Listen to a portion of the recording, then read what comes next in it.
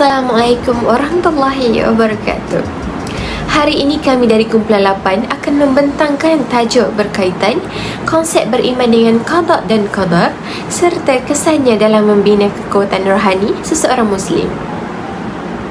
Okey, secara umumnya kita semua telah pun sedia maklum betapa pentingnya untuk kita memahami bahawa akidah adalah asas utama yang membentuk cara hidup seorang Muslim. Begitu juga dengan topik kita pada hari ini, iaitu qada dan qadar, rukun iman yang keenam yang memainkan peranan besar dalam membentuk ketenangan jiwa seorang hamba. Keimanan terhadap takdir bukan sekadar menerima setiap apa yang berlaku, tetapi meyakini bahawa setiap perkara yang telah ditentukan oleh Allah Subhanahu Wa Taala itu sudah pasti terselit dengan ilmu dan hikmahnya. Kefahaman inilah yang menjadikan seseorang hamba itu lebih tenang dan tidak mudah goyah ketika berdepan dengan cabaran.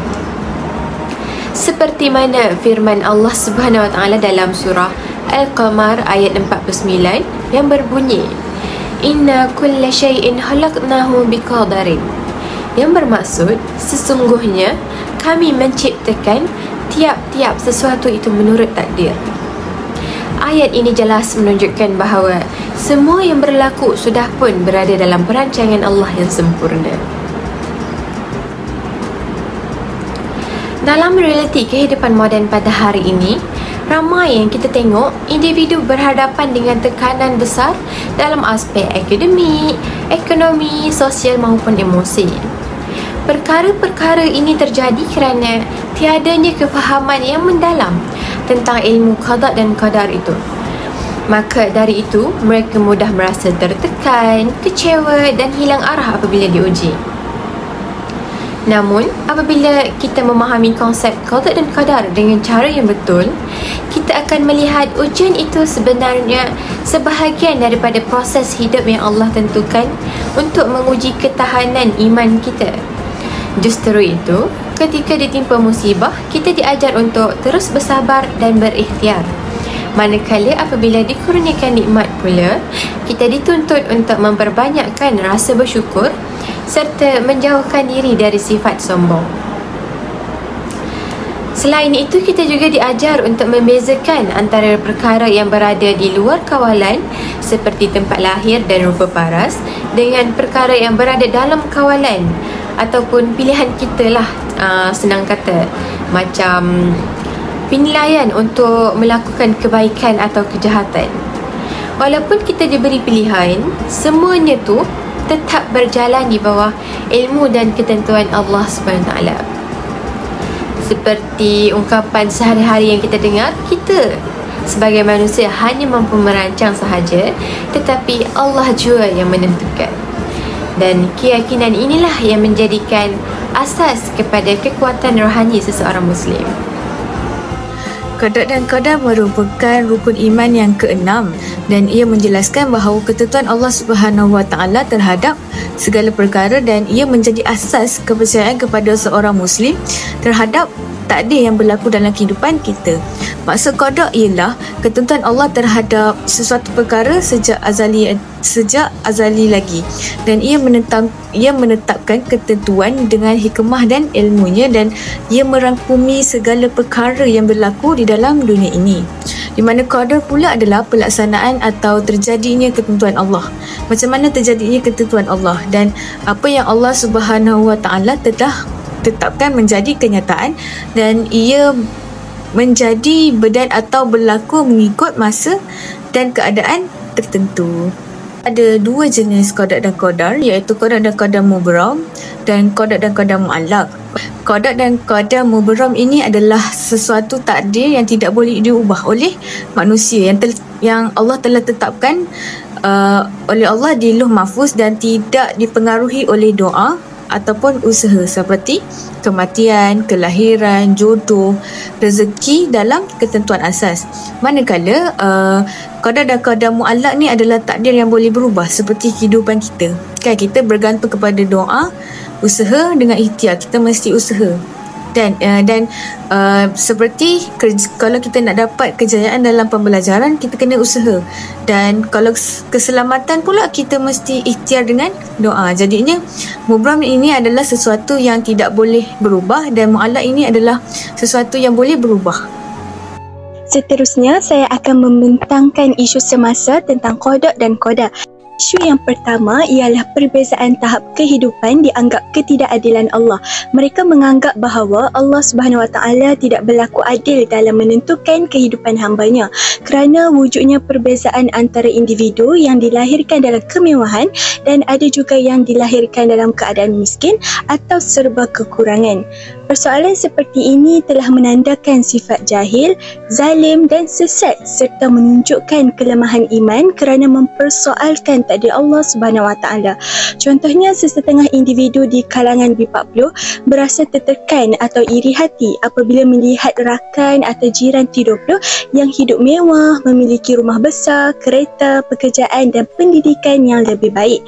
Dengan pemikiran selalu membandingkan kehidupannya dengan kehidupan orang lain boleh menimbulkan rasa tidak puas hati, sedangkan setiap hamba diuji mengikut ketentuan Allah dan hikmah Allah Subhanahu Wa Taala. Selain itu, isu yang kedua ialah manusia beranggapan bahawa doa tidak memberi kesan kerana adanya takdir.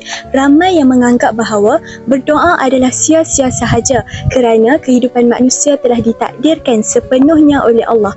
Dengan pemikiran seperti ini, ia dapat melemahkan hubungan dengan Allah, menjejaskan kehidupan dan menghilangkan pegangan rohani sebagai sumber kekuatan dan ketenangan hati. Contohnya, seorang mahasiswa inginkan kejayaan dalam pembelajarannya, namun dia tidak pernah berusaha untuk belajar dan berdoa kepada Allah Subhanahu Taala untuk meminta kejayaannya dalam setiap pembelajaran kerana dia meyakini bahawa Allah Subhanahu Taala telah menetapkan kejayaan untuknya walaupun tiada usaha untuk berdoa. Oleh itu, dari Abu Hurairah radhiyallahu anhu berkata bahawa Rasulullah sallallahu alaihi wasallam bersabda, selemah-lemah manusia ialah mereka yang paling malas berdoa dan orang yang paling bakil ialah orang yang bakil memberi salam. Sikap seperti ini jelas menunjukkan kelemahan iman di dalam dirinya serta kurangnya pengetahuan terhadap ajaran Islam. Selain itu, isu tentang qada dan qadar yang ketiga ialah menolak hidayah Allah disebabkan pilihan dan hawa nafsu sendiri. Isu ini merujuk kepada seseorang yang tidak mahu menerima ajaran dan kebenaran daripada Allah Subhanahu Wa Taala yang disampaikan melalui Al-Quran dan sunnah Rasulullah sallallahu alaihi wasallam. Oleh sebab itu, mereka telah memilih jalan yang tidak benar kerana mereka telah mengutamakan hawa nafsu atau kepentingan dunia.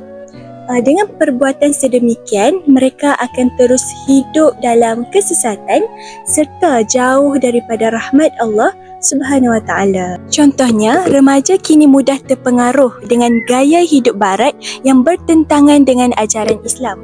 Walaupun mereka sedar bahawa perbuatan seperti mendedahkan aurat, bergaul bebas dan berlebihan dalam hiburan adalah dilarang, mereka tetap melakukannya kerana mereka gagal mengawal hawa nafsu.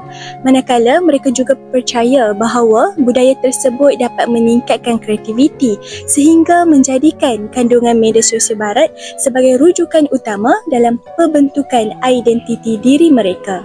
Isu yang terakhir sekali ialah menyalahgunakan takdir sebagai alasan untuk melakukan dosa.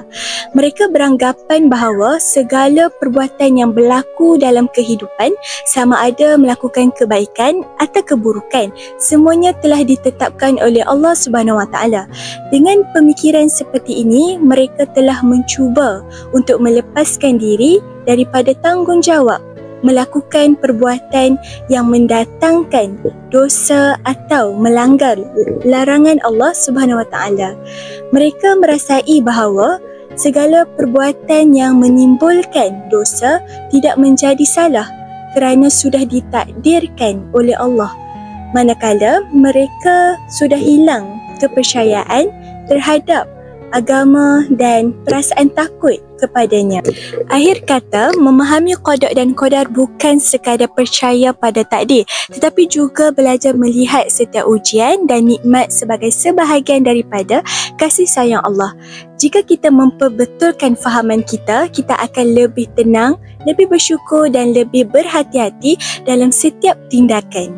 Melalui firman Allah Subhanahu Wa Taala dalam surah Al-Balad ayat 10, "Wa hadainahu najdan," yang bermaksud Allah Subhanahu Wa Taala telah memberikan dua jalan kepada hamba-Nya, iaitu memilih jalan kebenaran atau jalan kesesatan. Oleh itu, manusia telah memberi kebebasan untuk menentukan kehidupannya, sama ada ingin menjadi seorang hamba yang baik atau jahat. Jika seseorang itu sentiasa melakukan kebaikan dan berdoa memohon pertolongan Allah Subhanahu Wa Taala sepanjang kehidupannya, maka Allah Subhanahu Wa Taala akan sentiasa membimbingnya ke jalan yang terbaik buatnya serta mengabulkan segala doa-doanya. Seterusnya, kita akan lihat pula kepada cadangan penyelesaian bagi isu qada dan qadar ini. Yang pertama ialah kita mestilah meningkatkan ilmu akidah tentang qada dan qadar dalam diri kita. Pemahaman yang jelas terhadap qada dan qadar akan menjadi asas yang kuat dalam diri seseorang untuk mengharungi segala kesusahan hidup. Jadi, ilmu akidah ni mestilah dipupuk daripada bangku sekolah lagi melalui pendekatan yang menyeluruh, iaitu melibatkan tanggungjawab ibu bapa, sekolah dan juga masyarakat agar mereka mendapat pendedahan yang lebih awal bagi memahami konsep qada dan qadar yang sebenar. Okey, yang pertama ialah melalui pendidikan di sekolah. Sekolah boleh memasukkan atau menyelitkan pelajaran tentang qada dan qadar dalam subjek pendidikan agama Islam supaya pelajar ni dapat memahami konsep tersebut dengan lebih mendalam. Okey, pembelajaran ini boleh dilakukan melalui penceritaan tentang peristiwa-peristiwa takdir yang ditentukan oleh Allah. Yang kedua ialah melalui tanggungjawab ibu bapa. Ibu bapa merupakan orang yang paling dekat dengan anak-anak di rumah.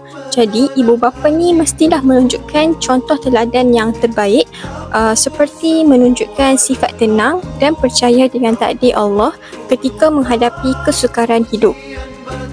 Kesannya, anak-anak akan melakukan perkara yang sama jika berlaku sesuatu. Yang ketiga ialah tanggungjawab masyarakat ataupun komuniti kampung untuk memberi pendedahan kepada penduduk di suatu tempat. Ketua kampung ataupun pemimpin tertinggi di kawasan tersebut boleh mengadakan aktiviti ceramah di masjid-masjid ataupun di surau untuk menceritakan tentang qada dan qadar Allah. Okay, dengan ceramah tersebut, ia boleh menambah pengetahuan penduduk di kawasan tersebut kerana mereka boleh berbincang dan berkongsi pengalaman yang pernah dilalui oleh mereka supaya ia dapat memberi pendedahan kepada anak-anak muda untuk memahami takdir dalam hidup mereka. Seterusnya, penyelesaian isu yang kedua ialah kita mestilah mengimani qada dan qadar dengan sebenar-benarnya. Maksudnya ialah kita mestilah redha dan menerima semua perkara yang telah ditentukan oleh Allah. Hal ini kerana segala perkara pada masa lalu, sekarang dan yang akan datang telah ditetapkan oleh Allah Subhanahu Wa Taala. Jadi kita perlulah yakin segala yang berlaku adalah perancangan Allah dan tiada satu pun yang di luar pengetahuannya. Oleh itu kita perlulah bersyukur dan sentiasa bersabar ketika menghadapi musibah dan sebagainya kerana ia merupakan sebahagian daripada ujian Allah untuk melihat ketakwaan kita kepadanya. Ialah yakin bahawa setiap mukallaf mempunyai usaha dan pilihan yang menentukan balasan mereka. Setiap individu perlulah yakin bahawa mereka mempunyai kebebasan untuk membuat pilihan dan keputusan mereka sendiri. Hal ini kerana manusia mempunyai keupayaan untuk memilih setiap tindakan mereka, iaitu sama ada ianya baik ataupun buruk. Individu yang benar-benar memahami tentang qada dan qadar akan mengetahui dan faham bahawa segala perkara yang berlaku ialah di atas izin Allah dan setiap perkara yang berlaku itu pasti ada sebabnya. Apabila memahami konsep ini, setiap individu akan lebih tekun dan teliti dalam membuat pilihan kerana mereka percaya bahawa dengan usaha yang optimum, mereka akan mendapat hasil yang diingini. Oleh itu, setiap manusia perlulah bijak memilih setiap tindakan mereka dan berusaha bersungguh-sungguh, iaitu dengan berdoa. Yang terakhir ialah kita tidak boleh menyalahkan takdir, qada dan qadar apabila melakukan dosa atau malas beramal. Ini dapat dilihat melalui Al-Quran dan hadis bahawa terdapat banyak bukti yang menyebut pahala, dosa, balasan baik dan buruk dilihat menerusi perbuatan dan amalan seseorang. Contohnya, jika seseorang itu melakukan zina dan dia tidak mengetahui apa yang telah tertulis di Lauh Mahfuz, kemudian dia beranggapan bahawa takdir yang menyebabkan dia berzina, tetapi sebaliknya itu merupakan pilihannya sendiri untuk melakukan perbuatan tersebut. Jadi, tidak benarlah alasan orang yang melakukan maksiat bahawa perbuatan itu merupakan takdir Allah kepada dirinya, kerana perbuatan maksiat itu ialah kehendaknya sendiri. Hal ini kerana dia tidak mengetahui qadar Allah ke atas dirinya. Antara langkah yang boleh dilakukan untuk mengelakkan diri daripada mendekati perbuatan yang dilarang oleh Allah ialah kita perlulah menjaga pandangan daripada melihat perkara-perkara yang diharamkan oleh Allah agar kita dapat mencegah diri daripada perbuatan zina ataupun dosa-dosa lain dari pandangan mata. Seterusnya, antara langkah yang boleh dilakukan untuk seseorang yang malas beramal ialah mereka perlulah bijak dalam mengatur masa di antara pekerjaan dan amalan, iaitu yang berkaitan urusan ibadat dan keduniaan, agar mereka dapat melaksanakannya dengan seimbang. Contohnya, kita mengutamakan sesuatu aktiviti yang tidak penting sehingga mengabaikan waktu untuk solat. Oleh itu, kita tidak digalakkan untuk melambat-lambatkan solat kerana perbuatan tersebut menyebabkan mereka solat dalam keadaan tergesa-gesa dan tidak khusyuk. Assalamualaikum. Untuk kesimpulan, pertama sekali, iman kepada qada dan qadar bermakna kita mengakui bahawa Allah Maha mengetahui, Maha berkuasa dan Maha bijaksana. Tetapi ini tidak menafikan kebebasan memilih manusia. Qada dan qadar sepatutnya jadi landasan untuk usaha, doa, sabar dan tawakal, bukan alasan untuk pasif atau berbuat dosa. Kedua, kita perlu tolak sikap fatalisme dan perbandingan sosial. Contohnya, membandingkan B40 dengan T20 atau menganggap doa tidak berguna. Sikap begitu menunjukkan kekeliruan akidah yang melemahkan iman dan merosakkan akhlak. Sebagaimana firman Allah Subhanahu Wa Taala, "Berdoalah kamu kepadaku, nescaya aku perkenankan doa permohonan kamu." Surah Al-Ghafir ayat 60. Ketiga, dari sudut rasional dan sosial, pengetahuan Allah tentang masa depan tidak memaksa kehendak kita. Tindakan manusia ada akibat dan prinsip keadilan memerlukan kebebasan memilih. Oleh itu, pendidikan akidah di sekolah, didikan ibu bapa dan program komuniti perlu diperkukuhkan supaya umat matang dan bertanggungjawab. Ingat juga, apa jua kebaikan yang engkau dapati, maka ia adalah dari Allah. Dan apa jua bencana yang menimpamu, maka ia adalah dari dirimu sendiri. Surah An-Nisa ayat 79. Dan kami tuliskan segala yang mereka telah kerjakan. Surah Yasin ayat 12. Kesimpulannya, iman kepada qada dan qadar mesti melahirkan tawakal yang aktif, usaha berterusan dan akhlak yang mulia. Sekian, terima kasih.